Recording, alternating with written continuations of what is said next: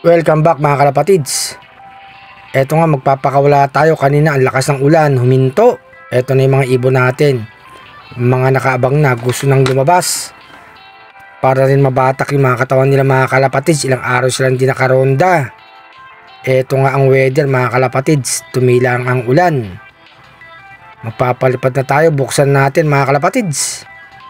Ayan, magsisipaglabasan na yan. May isa pang naiwan. Ayun. Eto nga mga kalapatids. Malakas ang hangin. 4 sila. Asa na yung isa mga kalapatids. Gusto nila dyan lagi pwesto pagka lumilipad sila. Ayun yung isa umahabol. 4 pa rin sila mga kalapatids. Eto 5 na sila mga kalapatids. Ganadong rumonda. Malakas ang hangin, may bagyo. Si Enteng mga kalapatids. Paikot-ikot lang sila, hindi makaangat. Malakas ang hangin. No. Ayan oh. Ikot lang ng ikot mga kalapatids, hindi sila lumalayo. Cancel nga training natin mga kalapatids. Mamaya pagpapakain na tayo sa kanila. Nakaronda din sila mga kalapatids. Salamat sa sumali sa parapol natin nung linggo mga kalapatids ha. Congrats sa mga nanalo. Sa mga hindi pinalad, bawi nilang sa susunod mga kalapatids. Ayaw pa rin nilang bumaba kahit na mababa na yung lipad nila mga kalapatids. Para mapatukan na natin mamaya, baka abutin pa sila ng ulan. Medyo may ambon na nga mga kalapatids. Ayaw pa rin bumaba ah. Lakas kasi ng hangin mga kalapatids. Dito lalabas yan. Ayan mga kalapatids. Ingat ha mga kalapatids ha. Maulan. Check nyo lagi mga ibon nyo ha. Yung mga kalasugan nila mga kalapatids. Uso na naman ang sakit ngayon. Dahil nga maulan ang panahon mga kalapatids. Ayaw pa rin bumaba ah. Paikot-ikot pa rin dito sila mga kalapatids. Lalabas dito yan uli mga kalapatids. Ayun.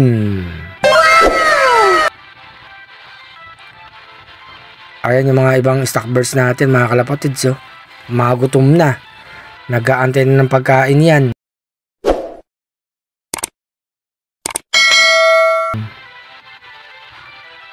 Eto na nga yung magparis oh. Si RC Stitchelbot at saka yung pares niya si Stitchelbot, papasok na yan.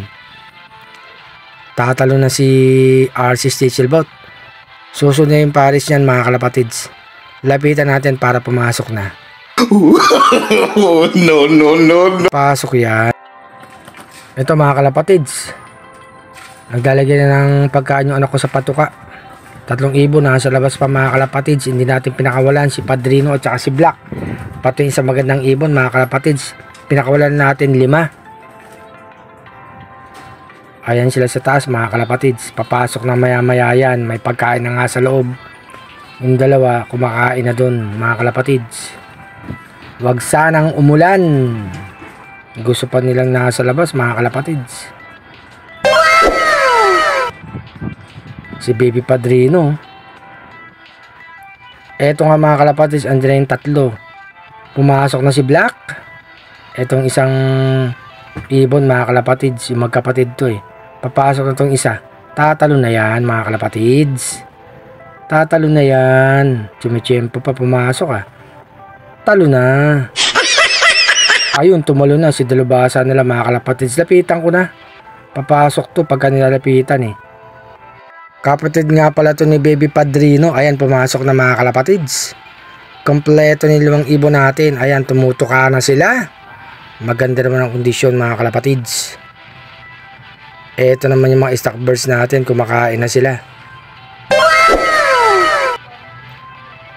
Eto naman si Padrino mga kalapatids. Kondisyon. Eto nga si Arcelor mga kalapatids. Pasayo-sayo pa tayo. Happy flying ha. Ingat kayo ha sa bagyong Enteng.